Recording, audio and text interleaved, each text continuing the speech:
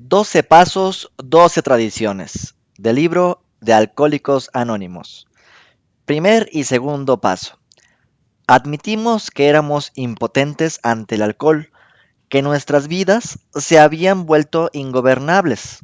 ¿A quién le gusta admitir la derrota total? A casi nadie. Por supuesto, todos los instintos naturales se rebelan contra la idea de la impotencia personal. Es verdaderamente horrible admitir que con una copa en la mano hemos deformado nuestra mente hasta tener una obsesión por beber tan destructiva que solo un acto de la providencia puede librarnos de ella. No hay otro tipo de bancarrota como esta. El alcohol, ahora convertido en nuestro acreedor más despiadado, nos despoja de toda confianza en nosotros mismos y toda la voluntad para resistirnos a sus exigencias. Una vez que se acepta esta dura realidad, nuestra bancarrota como seres humanos es total. Pero al ingresar en AA, pronto adoptamos otra perspectiva sobre esta humillación absoluta. Nos damos cuenta de que solo por medio de la derrota total podemos dar nuestros primeros pasos hacia la liberación y la fortaleza. La admisión de nuestra impotencia personal resulta ser, a fin de cuentas, la base segura sobre la que se puede construir una vida feliz y útil. Sabemos que son pocos los beneficios que un alcohólico que ingrese en AA puede esperar si no ha aceptado, desde el principio, su debilidad devastadora y todas sus consecuencias. Mientras no se humille así, su sobriedad, si es que la logra será precaria. No encontrará la verdadera felicidad. Esta es una de las realidades de la vida de AA, comprobada más allá de toda duda por una vasta experiencia. El principio de que no encontraremos una fortaleza duradera hasta que no hayamos admitido la derrota total es la raíz principal de la que ha brotado y florecido nuestra comunidad. Al vernos obligados a admitir la derrota, la mayoría de nosotros nos rebelamos. Habíamos acudido a AA con la esperanza de que nos enseñara a tener confianza en nosotros mismos. Entonces se nos dijo que en, la concerniente, en lo concerniente al alcohol, la confianza en nosotros mismos no valía para nada, que de hecho era una gran desventaja. Llegamos a creer que un poder superior a nosotros mismos podría devolvernos el sano juicio. Al leer el segundo paso, la mayoría de los recién llegados a AA se ven enfrentados a un dilema, a veces un grave dilema. ¿Cuántas veces les hemos oído gritar, miren lo que nos han hecho? Nos han convencido de que somos alcohólicos y que nuestras vidas son ingobernables, después de habernos reducido a un estado de impotencia total. Ahora nos dicen que solo un poder superior puede librarnos de nuestra obsesión. Algunos de nosotros no queremos creer en Dios, otros no podemos creer, y hay otros que, aunque no creen en Dios, no confían en que Él haga este milagro. Bien, ya nos tienen con el agua al cuello, pero ¿cómo vamos a salir del apuro? Consideremos primero el caso de aquel que dice que no quiere creer, el caso del rebelde. Su estado de ánimo solo puede describirse como salvaje. Toda su filosofía de la vida, de la que tanto se vanagloriaba, se ve amenazada. Cree que ya hace bastante al admitir que el alcohol se ha vencido para siempre. Pero ahora, todavía dolido por esa admisión, se le plantea algo realmente imposible. ¿Cuánto le encanta la idea de que el hombre, que surgió tan majestuosamente de una sola partícula del barro primitivo, sea la vanguardia de la evolución, y por consiguiente el único Dios que existe en su universo, ha de renunciar a todo eso para salvarse? Al llegar a este punto, su padrino se suele reír. Para el recién llegado, esto es el colmo, es el principio del fin, y es cierto, es el principio del fin de su antigua forma de vivir y el comienzo de una nueva vida. Su padrino probablemente le dice, tómatelo con calma. Tercer y cuarto paso. Decidimos poner nuestras voluntades y nuestras vidas al cuidado de Dios, como nosotros lo concebimos. Practicar el tercer paso es como abrir una puerta que todavía parece estar cerrada y bajo llave. Lo único que nos hace falta es la llave y la decisión para abrir la puerta de par en par. Solo hay una llave y es de la buena voluntad. Al quitar el cerrojo con la buena voluntad, al quitar el cerrojo con la buena voluntad, la puerta se abre casi por sí misma y veremos un letrero al lado de un camino que dice, este es el camino hacia una fe que obra. En los dos primeros pasos nos dedicamos a reflexionar. Nos dimos cuenta de que éramos impotentes ante el alcohol, pero también vimos que algún tipo de fe, aunque solo fuera una fe en doble A, es posible para cualquiera. Estas conclusiones no nos exigían ninguna acción, solo requerían la aceptación. Como todos los pasos restantes, el tercer paso requiere de nosotros acción positiva, porque solo poniéndonos en acción podemos eliminar la obstinación que siempre ha bloqueado la entrada a Dios, o si prefieres, de un poder superior en nuestras vidas. La fe, sin duda, es necesaria, pero la fe por sí sola de nada sirve. ¿Es posible tener fe y al mismo tiempo negar la entrada de Dios en nuestra vida?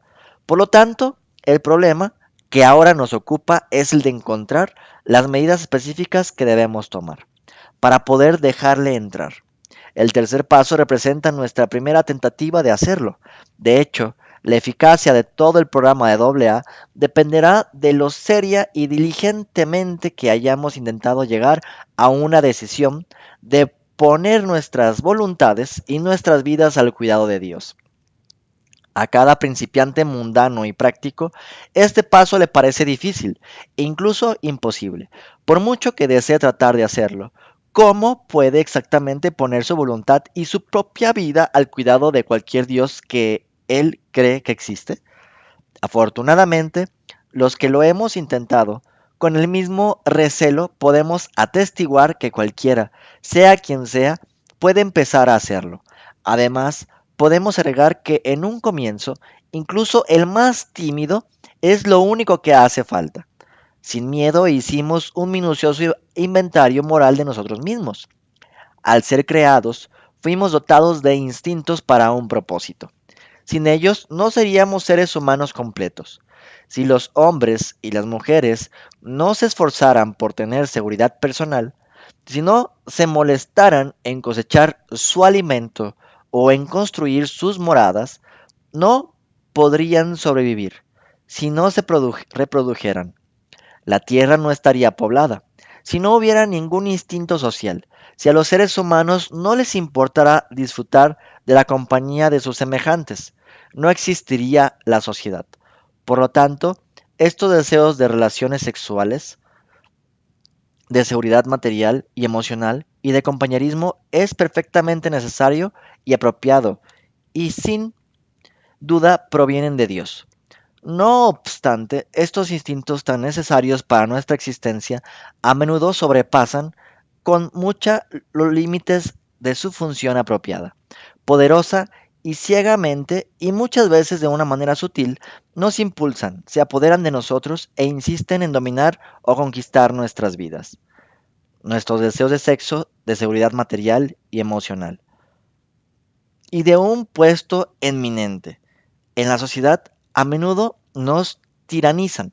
Cuando se salen así de sus cauces, los deseos naturales del ser humano le crean grandes problemas. De hecho, casi todos los problemas que tenemos tienen su origen aquí. Ningún ser humano, por bueno que sea, es inmune a estos problemas. Casi todo grave problema emocional se puede considerar como un caso de instinto descarriado.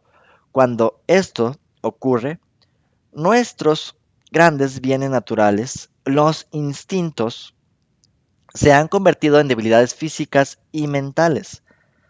Quinto y sexto paso.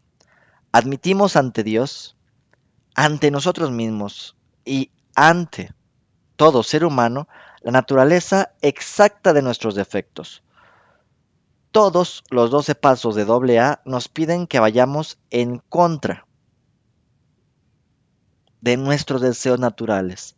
Todos ellos desinflan nuestros egos en cuanto al desinflamamiento del ego. Hay pocos pasos que nos resulten más difíciles que el quinto, pero tal vez no hay otro paso más necesario para lograr una sobriedad duradera y la tranquilidad de espíritu. La experiencia de AA nos ha enseñado que no podemos vivir a solas con nuestros problemas apremiantes.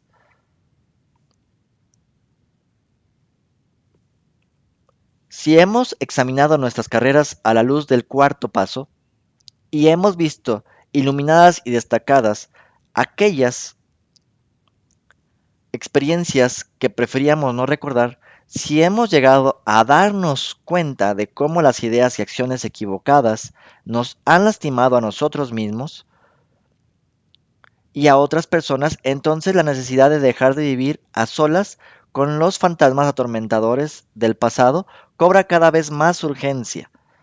Tenemos que hablar de ellos. Es tal la intensidad de nuestro miedo y nuestra desgana de hacerlo que muchos alcohólicos se saltan el quinto paso.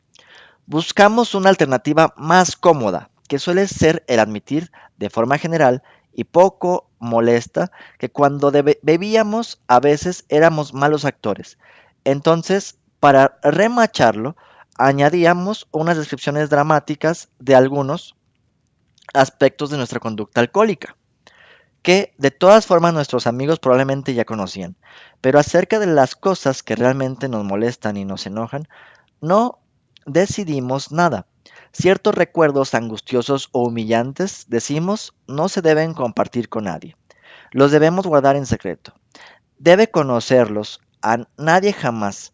Esperábamos llevárnoslos a la tumba. Sin embargo, si la experiencia AA nos sirve para algo, esta decisión no solo es poco sensata, sino también muy peligrosa. Pocas actitudes confusas nos han causado más problemas que la de tener reservas en cuanto al quinto paso. Algunas personas ni siquiera pueden mantenerse sobrias por poco tiempo. Otras tendrán recaídas periódicamente hasta que logren poner sus casas en orden. Estuvimos enteradamente dispuestos a dejar que Dios nos liberase de nuestros defectos. Este es el paso que separa a los hombres de los niños. Así se expresa a un clérigo muy querido nuestro, que es uno de los mejores amigos de AA. A continuación explica que cualquier persona que tenga suficiente buena y sinceridad para aplicar repetidamente el sexto paso a todos sus defectos de carácter sin reserva alguna, ha llegado a alcanzar un gran desarrollo espiritual y merece que se le describa como un hombre que intenta crecer. Naturalmente, la muy discutida pregunta de si Dios puede liberarnos de los defectos de carácter y si bajo ciertas condiciones lo hará, tendrá respuesta inmediata y rotundamente afirmativa por parte de casi todo miembro de AA. Para nosotros, esta no es una propuesta teórica, es la mayor realidad de nuestras vidas. Casi cualquier miembro ofrecerá como prueba una exposición como esta. Sin duda, yo estaba vencido, totalmente derrotado. Mi fuerza de voluntad no me servía para nada frente al alcohol. Los cambios de ambiente, los mejores esfuerzos de mi familia y mis amigos médicos, sacerdotes, no tenían el menor efecto en mi alcoholismo. Simplemente no podía dejar de beber, y no parecía que ningún ser humano pudiera conseguir que lo hiciera. Pero cuando llegué a estar dispuesto a poner mi casa en orden y luego pedí a un poder superior, Dios, como yo lo concebía, que me liberase de mi obsesión por beber, esa obsesión desapareció. En reuniones de AA celebradas en todas partes del mundo, cada día se oyen contar experiencias como la anterior. Séptimo y octavo paso. Humildemente le pedimos que nos liberase de nuestros defectos. Ya que este paso se centra tanto en la humildad, debemos hacer una pausa para considerar lo que es la humildad y lo que su práctica puede significar para nosotros. Es verdad, el tratar de adquirir cada vez más humildad es el principio fundamental de cada uno de los 12 pasos de AA, porque sin tener un cierto grado de humildad, ningún alcohólico se puede mantener sobrio. La humildad como palabra y como ideal no la ha pasado muy bien en nuestro mundo. Además, casi todos los AA han descubierto que a menos que cultive esta apreciada cualidad en un grado mucho mayor de lo que se requiere solo para mantener la sobriedad, tendrán escasas posibilidades de conocer la verdadera felicidad. Sin ella, no pueden llevar una vida de mucha utilidad ni, en la adversidad, pueden contar con la fe suficiente para responder a cualquier emergencia. No solamente se entiende mal la idea, sino que también la palabra suscita a menudo una gran aversión.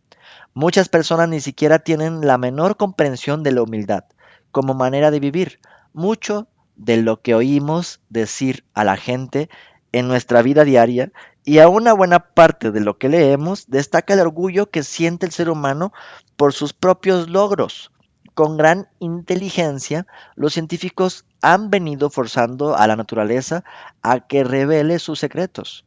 Los inmensos recursos de los que ahora disponemos nos prometen una cierta cantidad de bendiciones materiales, tan grande que muchos han llegado a creer que nos encontramos en el umbral de una edad de oro forjada por la mano del hombre.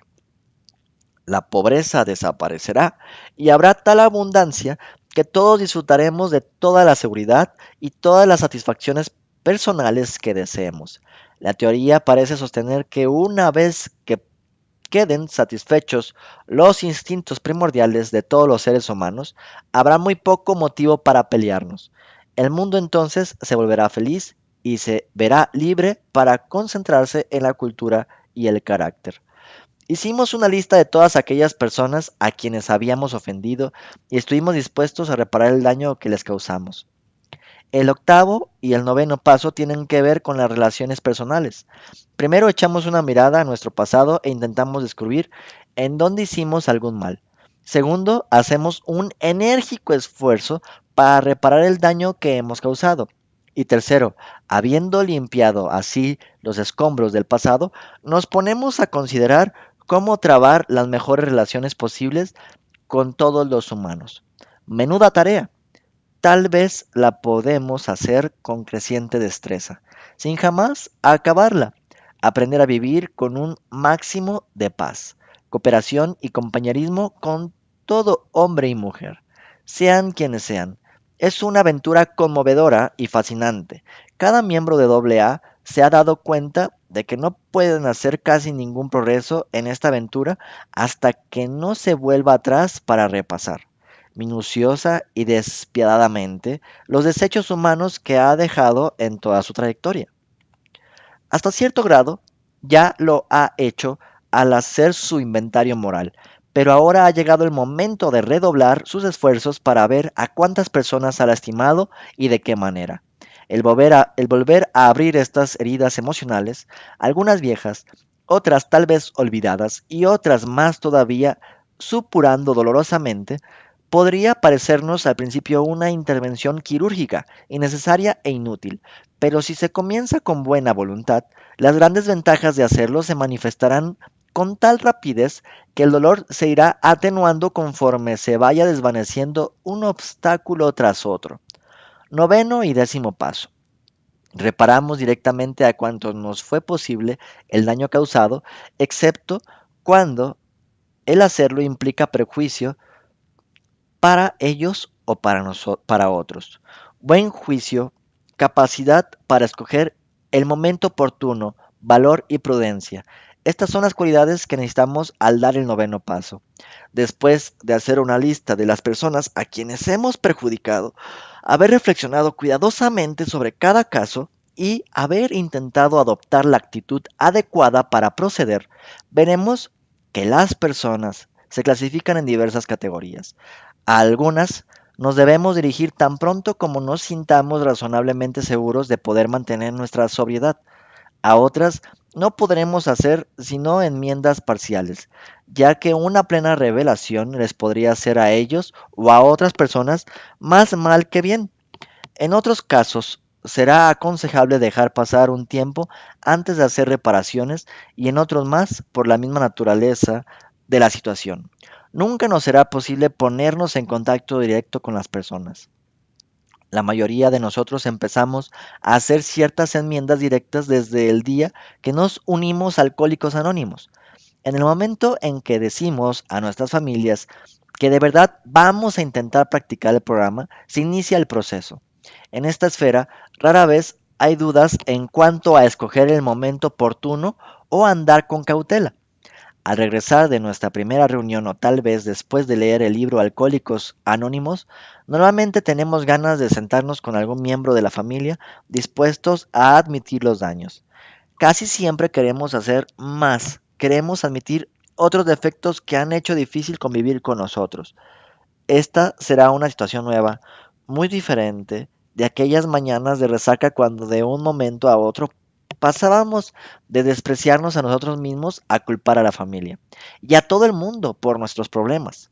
En este primer intento solo es necesario que admitamos nuestros defectos de una forma general. En esta etapa puede ser poco sensato sacar a relucir ciertos episodios angustiosos.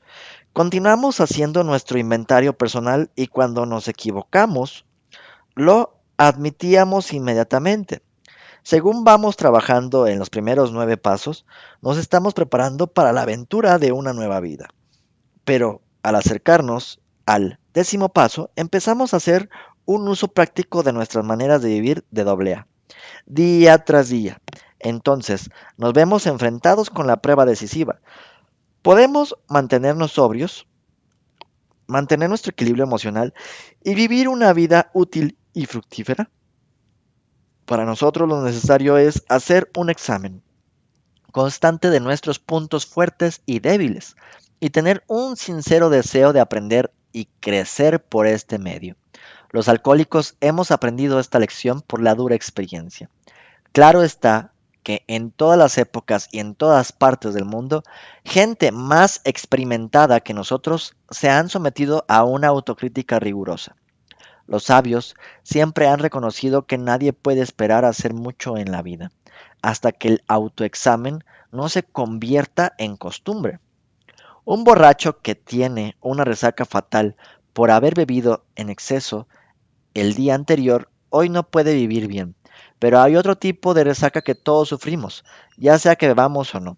Es la resaca emocional, la consecuencia directa de los excesos emocionales negativos de ayer y a veces de hoy, ira, miedo, celos y similares. Si hemos de vivir serenamente hoy y mañana, sin duda tenemos que eliminar estas resacas. Esto no significa que tengamos que hacer un morboso recorrido por nuestro pasado. Requiere que admitamos y corrijamos nuestros errores ahora. 11.º y 12.º paso. Buscamos a través de la oración y la meditación mejorar nuestro contacto consciente con Dios, como nosotros lo concebimos, pidiéndole solamente que nos dejase conocer su voluntad para con nosotros y nos diese la fortaleza para cumplirla. La oración y la meditación son nuestros medios principales de contacto consciente con Dios. Los AA somos gente activa que normalmente por primera vez disfrutamos de las satisfacciones de enfrentarnos a la realidad de la vida y que vigorosamente tratamos de ayudar al próximo alcohólico que llega. Así que no es de extrañar que a veces tengamos una tendencia a menospreciar la oración y la meditación, considerándolas como cosas que son realmente necesarias. Creemos sin duda que son cosas que nos pueden ayudar a responder a algún problema urgente.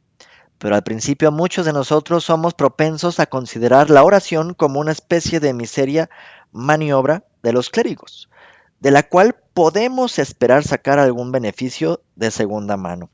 O quizás ni siquiera creemos en estas cosas.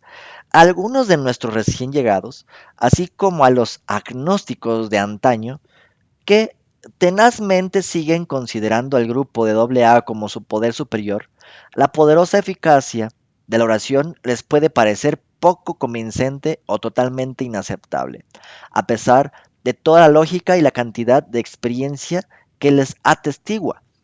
Aquellos de nosotros que una vez compartíamos estos sentimientos podemos entender y comprenderlos. Recordamos muy bien ese algo que desde las profundidades seguía rebelándose contra la idea de someternos a cualquier Dios. Además, muchos de nosotros nos valíamos de una lógica muy contundente que probaba que no existía ningún Dios. ¿Cómo se explican todos los accidentes, enfermedades, crueldades e injusticias del mundo? ¿Cómo se explicaban todas aquellas vidas infelices que eran la consecuencia directa de un nacimiento desgraciado o de las vicisitudes incontrolables de las circunstancias? Estábamos convencidos de que, en un mundo tan caprichoso, la justicia no podía existir, y por lo tanto tampoco podía existir Dios. Habiendo obtenido un despertar espiritual como resultado de estos pasos, tratamos de llevar el mensaje a los alcohólicos y de practicar estos principios en todos nuestros asuntos. La alegría de vivir es el tema del 12º paso de AA, y su palabra clave es acción. En este paso salimos de nosotros mismos y nos dirigimos en nuestros compañeros alcohólicos que todavía sufren. Empezamos a practicar todos los 12 pasos del programa en nuestras vidas diarias para que nosotros podamos encontrar la sobriedad emocional. Cuando se aprecian todas las implicaciones del 12º paso, se ve que en realidad nos habla de la clase de amor al que no se puede poner precio. Nuestro 12º paso también nos dice que como resultado de practicar todos los pasos, cada uno de nosotros ha experimentado algo que se llama un despertar espiritual. A los nuevos miembros de AA, este asunto les parece bastante dudoso, por no decir increíble. Preguntan, ¿qué quieres decir con esto de un despertar espiritual? Puede que haya tantas definiciones del despertar espiritual como personas que lo han experimentado. No obstante, es indudable que todos los que sean auténticos tienen algo en común, y lo que tienen en común no es muy difícil de entender. Para un hombre o mujer que ha experimentado un despertar espiritual, el significado más importante que tiene es que ahora puede hacer, sentir y creer aquello que antes con sus propios recursos y sin ayuda no podía hacer. Se le ha concedido un don que le produce un nuevo estado de conciencia y una nueva forma de ser. Primera y segunda tradición. Nuestro bienestar común debe tener la preferencia. La recuperación personal depende de la unidad de AA. La unidad de Alcohólicos Anónimos es la cualidad más preciada que tiene nuestra comunidad. Nuestras vidas y las vidas de todos los que vendrán dependen directamente de ella. O nos mantenemos unidos, o AA muere. Sin la unidad cesaría de latir el corazón de AA. Nuestras arterias mundiales dejarían de llevar la gracia vivificadora de Dios, se desperdiciaría la dádiva que Él nos concedió. Los alcohólicos, obligados a volver a sus cavernas, nos lo echarían en cara diciéndonos, ¿qué cosa tan magnífica hubiera podido ser AA? Algunos preguntarán con inquietud, ¿quiere esto decir que en AA el individuo no tiene mucha importancia? ¿Ha de ser dominado por su grupo y absorbido por él? Podemos responder con toda seguridad a esta pregunta con un rotundo no. Creemos que no existe en el mundo otra comunidad que tenga más ferviente interés por cada uno de sus miembros. Sin duda, no hay ninguna que defienda más celosamente el derecho del individuo a pensar, hablar y obrar según desee. Ningún AA puede obligar a otro a hacer nada. Nadie puede ser castigado o expulsado. Nuestros 12 pasos de recuperación son sugerencias. En las 12 tradiciones que garantizan la unidad de AA no aparece ni una sola prohibición. Una y otra vez veremos la palabra debemos, pero nunca tienes que, a muchos les parece que tanta libertad para el individuo equivale a una anarquía total. Todo recién llegado, todo amigo al conocer a AA por primera vez, se queda sumamente perplejo. Se ve una libertad que raya el libertinaje. No obstante, se da cuenta inmediatamente de la irresistible determinación y dedicación que tiene AA. Pregunta, ¿cómo puede tan siquiera funcionar tal pandilla de anarquistas? ¿Cómo es posible que den preferencia a su bienestar común? ¿Qué puede ser lo que les mantiene unidos? Aquellos que miran más detenidamente no tardan en descubrir la clave de esta extraña paradoja. Para el propósito de nuestro grupo, solo existe una autoridad fundamental, un Dios amoroso, tal como se exprese en la conciencia de nuestros grupos. Nuestros líderes no son más que servidores de confianza, no gobiernan. ¿De dónde obtiene AA su orientación? ¿Quién lo dirige? Esto también puede ser enigmático a todos los amigos y recién llegados. Cuando se les dice que nuestra comunidad no tiene un presidente con autoridad para gobernarla, ni un tesorero que pueda exigir el pago de cuotas, ni una junta de directores que pueda arrojar a las tinieblas exteriores a un miembro descarriado, que de hecho ningún doble A puede dar una orden a otro ni imponer obediencia, nuestros amigos se quedan asombrados y exclaman, esto no puede ser, tiene que haber alguna trampa en alguna parte. Luego, al leer la segunda tradición, esta gente de sentido práctico descubre que en doble A la única autoridad es un Dios amoroso, tal como se exprese en la conciencia de un grupo. Con escepticismo preguntan al miembro experimentado de doble A si esto realmente puede funcionar así. El miembro, cuerdo según parece, le responde enseguida, sí, sin duda es así. Los amigos mascullan que esto les parece vago, nebuloso y algo ingenuo. Luego empiezan a observarnos con ojos especulativos, aprenden algo de la historia de doble A y pronto tienen los hechos concretos. ¿Cuáles son estos hechos? Estas realidades de la vida de doble A que nos llevan a adoptar este principio que a primera vista parece tan poco práctico. Fulano de tal, un buen doble A se traslada, digamos, a Villanueva. Tercera y cuarta tradición. El único requisito para ser miembro de doble A es querer dejar de beber. Esta tradición está repleta de significado, porque en realidad doble A dice a todo verdadero bebedor, tú eres miembro de doble A, si tú lo decides.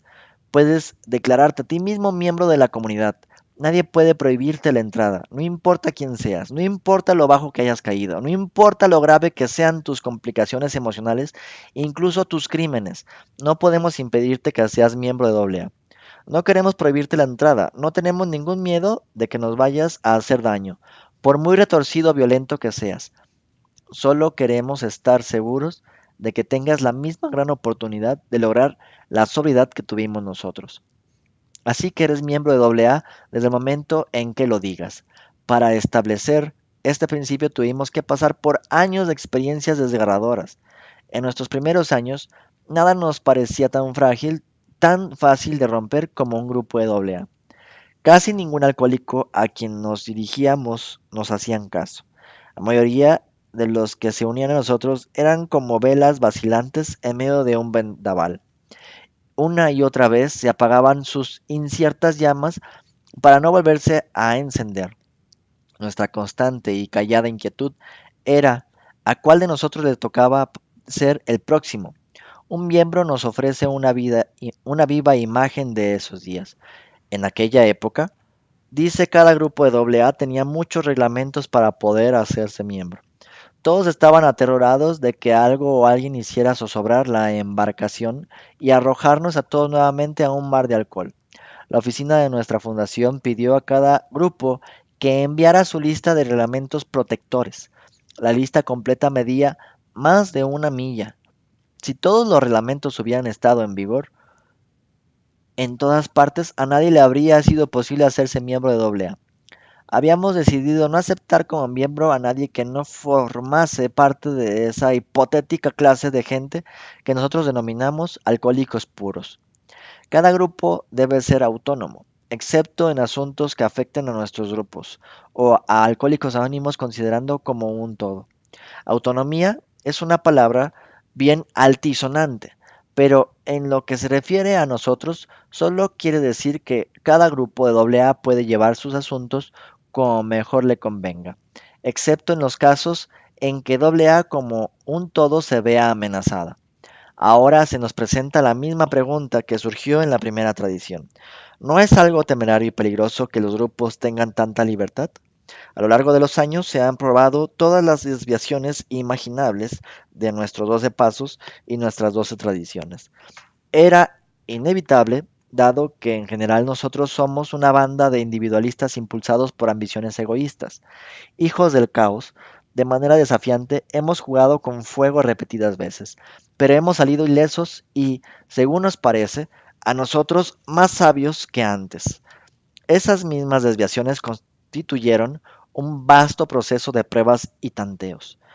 Con las tradiciones de AA se publicaron por primera vez en 1946, habíamos llegado a estar convencidos de que un grupo de AA podría capear cualquier temporal.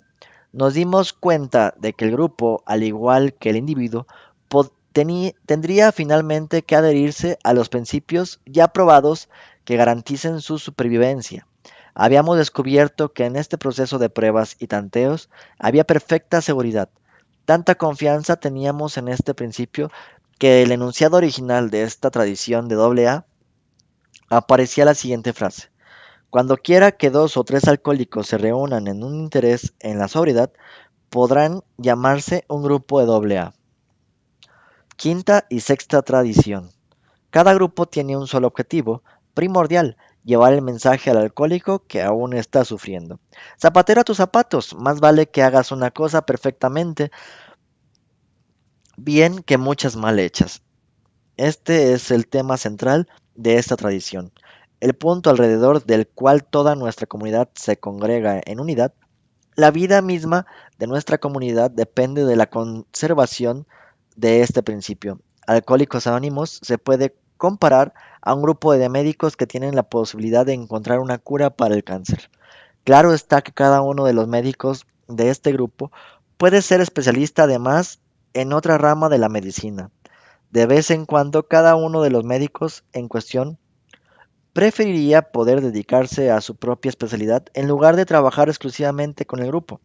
Pero una vez que hayan atinado con una curación, una vez que se ponga claramente de manifiesto que ésta solo puede convertirse en realidad si ellos acuerdan aunar sus esfuerzos, entonces todos ellos se sentirán obligados a dedicarse exclusivamente al alivio de las víctimas del cáncer.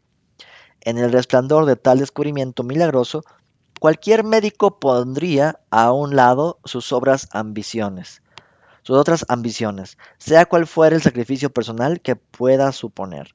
Los miembros de Alcohólicos Anónimos que han demostrado que pueden ayudar a los bebedores, problema como otros raramente pueden hacerlo, se ven en la misma obligación de trabajar juntos. La capacidad única de cada miembro de AA para identificarse con el principiante y conducirle hacia la recuperación no depende en absoluto de su cultura. Lo único que cuenta es que él es un alcohólico que ha encontrado la clave de la sobriedad. Estos legados de sufrimiento y de recuperación se pasan fácilmente entre los alcohólicos, de uno a otro. Esto es nuestro don de Dios, y regalarlo a otros como nosotros es el único objetivo que hoy en día anima a los AA en todas partes del mundo. Hay otro motivo para esta unicidad de propósito. La gran paradoja de AA es que sabemos que raras veces podemos conservar el precioso don de la sobriedad a menos de que lo pasemos a otros. Un grupo de AA nunca debe respaldar, financiar o prestar el nombre AA a ninguna entidad allegada o empresa ajena, para evitar que los problemas de dinero, propiedad y prestigio nos desvíen de nuestra objetividad primordial. En cuanto nos dimos cuenta de que teníamos una solución para el alcoholismo, era muy razonable, o así nos parecía en aquel entonces, que creyéramos que tal vez teníamos la solución para otros muchos problemas. Muchos opinaban que los grupos de AA podían dedicarse a los negocios. De hecho, nos sentíamos obligados a respaldar cualquier causa meritoria con toda la influencia que pudiera tener el nombre AA. He aquí alguna de las cosas que soñábamos. Ya que los alcohólicos no tenían muy buena acogida en los hospitales, construiríamos nuestra propia cadena de hospitales. Ya que la propia cadena de hospitales, ya que a la gente le hacía falta que se le enseñara lo que era el alcoholismo. Educaríamos al público e inclusive volveríamos a redactar los libros de texto escolares y médicos. Íbamos a recoger a los alcohólicos desahuciados de los barrios bajos, seleccionar a aquellos que pudieran recuperarse y poner a los demás en una especie de cuarentena donde pudieran ganar la vida. Tal vez estos lugares podrían producir grandes cantidades de dinero que pudiéramos utilizar para realizar otras buenas obras. Pensábamos seriamente en redactar de nuevo las leyes del país y hacer que se reconociera a los alcohólicos como enfermos.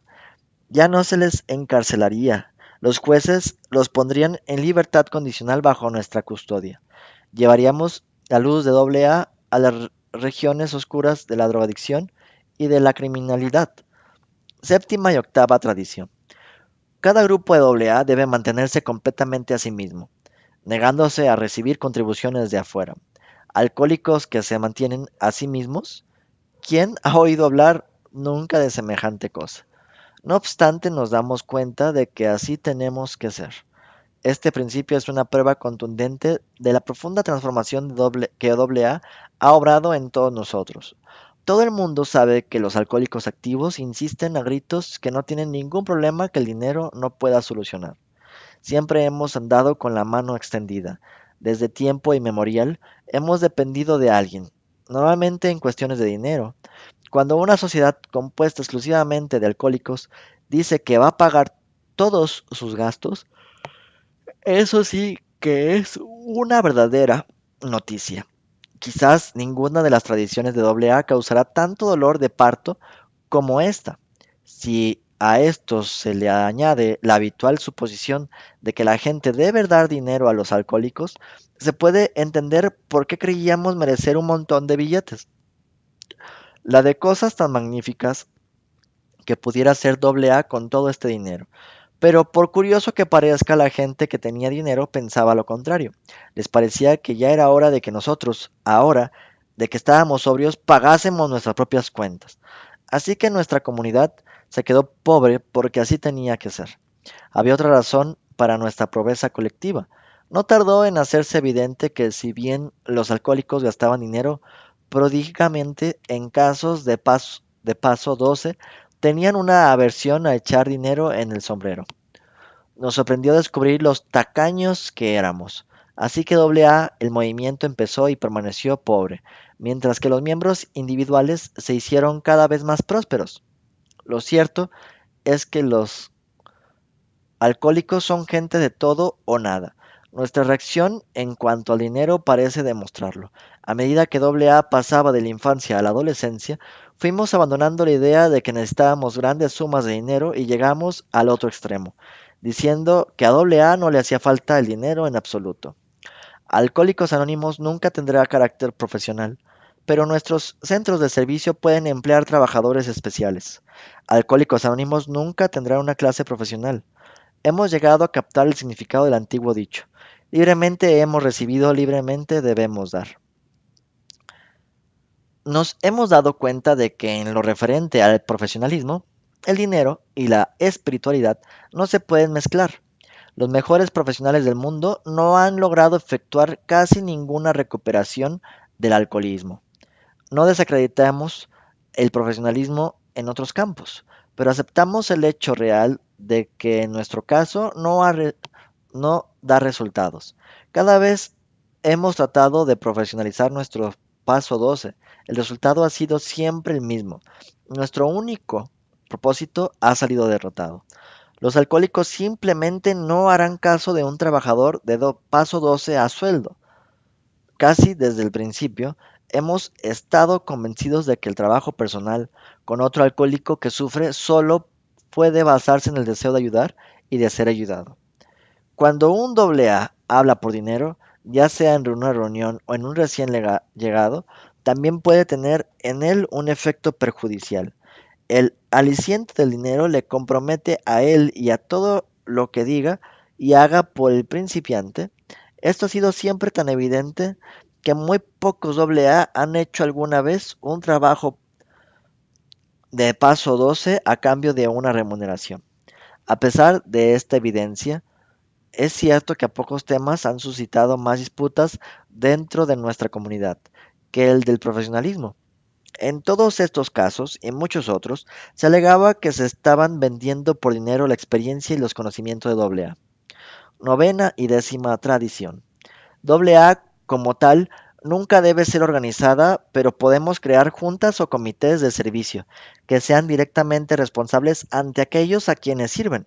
En su primera versión, la novena tradición decía, Alcohólicos Anónimos debe tener el mismo posible de organización. Desde aquel entonces hemos cambiado de opinión. Hoy podemos decir con seguridad que Alcohólicos Anónimos AA como, como un todo nunca debe organizarse en absoluto. Luego, en aparente contradicción, procedemos a crear juntas de servicio especiales. ¿Cómo es posible? entonces tener un movimiento no organizado que pueda crear y que de hecho crea para sus operaciones una organización de servicio.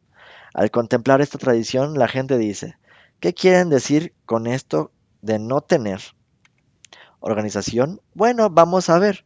¿Ha oído alguna vez hablar de una nación, una religión, un partido político, incluso una asociación benéfica que no tenga reglas para hacerse miembro? ¿Ha oído alguien hablar de una sociedad que no pueda disciplinar a sus miembros? ¿No es cierto que casi toda sociedad concede autoridad a algunos de sus miembros para imponer obediencia a los demás y para castigar o expulsar a los infractores? Por lo tanto, toda nación da hecho forma de sociedad. Tiene que ser un gobierno administrado por seres humanos. En todas las partes, el poder para dirigir o gobernar en la esencia de la organización, pero Alcohólicos Anónimos es una excepción. No sigue esta pauta, ni su conferencia de servicios generales, ni la junta de la fundación. Hemos intentado hacerlo muchas veces, pero el resultado siempre ha sido un fracaso total. Los grupos han tratado de expulsar a algunos miembros, pero los expulsados han regresado al lugar de la reunión y han dicho, para nosotros, esto es la vida. No pueden prohibirnos la entrada. Algunos comités han dado instrucciones a dejar a muchos miembros para que dejen de trabajar con una persona que recae constantemente. Solo para tener como respuesta la forma en que hago el trabajo del paso 12 es asunto mío. ¿Quiénes son para juzgarme? Alcohólicos Anónimos no tienen opinión acerca de asuntos ajenos a sus actividades. Por consiguiente, su nombre nunca debe mezclarse en polémicas públicas. Nunca desde sus comienzos se ha visto Alcohólicos Anónimos dividida por una gran controversia, ni tampoco nuestra comunidad jamás ha tomado partido públicamente en ninguna polémica de este mundo turbulento. Sin embargo, esto no ha sido una virtud adquirida. Casi se podría decir que nacimos con ella, como si estuviéramos guiados por algún instinto profundo. Los AA hemos sabido desde el mismo principio que fuera cual fuera la provocación, jamás debemos tomar partido públicamente en ninguna querella. Por muy noble que fuese la historia, nos presenta el espectáculo de naciones y grupos enredados en conflictos que acabaron finalmente destrozados por haberse originado en controversias o por haber caído en la tentación de participar en ellas. Otros se derrumbaron debido a su fanática rectitud al intentar imponer en el resto de la humanidad unos ideales de su propia invención. En nuestros tiempos hemos visto morir a millones de personas en guerras políticas o económicas, a menudo provocadas por diferencias religiosas o raciales. Vivimos bajo el inminente peligro de nuevo holocausto, encendido con motivo de determinar cómo deben gobernarse los hombres y cómo deben repartirse entre ellos los frutos de la naturaleza y de sus labores. Este es el clima espiritual en el que nació AA y en que, por la gracia de Dios, a pesar de todo, ha florecido. Undécima y dodécima tradición. Nuestra política de religiones públicas se basa más bien en la atracción que en la promoción. Necesitamos mantener siempre nuestro anonimato personal ante la prensa, la radio y el cine. De no contar con una multitud de amigos sinceros, AA nunca podría haberse desarrollado como lo ha hecho. En todas partes del mundo, una cantidad inmensa de publicidad favorable de toda índole ha sido el medio principal para atraer a los alcohólicos a nuestra comunidad. En las oficinas, los clubs y las cosas de los AA, los teléfonos suenan constantemente. Una voz dice, leí un artículo en el periódico, otra dice, oímos un programa de radio, otra más, vimos una película o vimos algo acerca de AA en televisión. No es una exageración decir que la mitad de los miembros de AA han sido dirigidos a nosotros por conductos como estos. No todos los que nos llaman solicitando información son alcohólicos o sus familiares. Los médicos leen artículos acerca de alcohólicos anónimos en revistas profesionales y nos llaman para obtener más información. Los clérigos leen artículos en publicaciones editadas por organizaciones religiosas y también nos llaman para pedir información más detallada. Jefes de empresas comerciales e industriales se enteran de que las grandes corporaciones nos han dado su aprobación y se ponen en contacto con nosotros para saber lo que se puede hacer en cuanto al alcoholismo en sus propias compañías. Por lo tanto, recayó sobre nosotros la gran responsabilidad de elaborar la mejor política de relaciones públicas posible para Alcohólicos Anónimos. Tras muchas experiencias dolorosas, creemos haber determinado cuál debe ser esta política. En muchos aspectos es lo contrario de los acostumbrados tácticas publicitarias. Nos dimos cuenta de que teníamos que contar con el principio de atracción en vez del de promoción. Veamos cómo estas dos ideas contrarrestantes, atracción y promoción, funcionan. Un partido político quiere ganar una elección, así que para atraer votos hace una propaganda de las virtudes de sus candidatos. El anonimato es la base espiritual de todas nuestras tradiciones, recordándonos siempre anteponer los principios a las personalidades. La sustancia espiritual del anonimato es el sacrificio, ya que las 12 tradiciones de AA nos piden repetidamente que sacrifiquemos nuestros deseos por el bien común. Nos damos cuenta de que el espíritu de sacrificio simbolizado muy apropiadamente por el anonimato es la base de todas ellas, la buena disposición de los AA para hacer estos sacrificios. Es lo que hace que la gente sienta confianza, pero al principio el anonimato no nació de la confianza, era hijo de nuestros temores. Nuestros primeros grupos de alcohólicos no tenían nombre, eran sociedades secretas. Los, nueve, los nuevos solo podían encontrarnos por medio de unos cuantos amigos de confianza. La mera insinuación de publicidad, incluso de nuestro trabajo, nos asustaba, aunque ya no éramos bebedores. Todavía creíamos que teníamos que escondernos de la desconfianza y del desprecio del público. Cuando se publicó el libro grande en 1939 le pusimos el título de Alcohólicos Anónimos. En un prólogo aparecía esta reveladora declaración.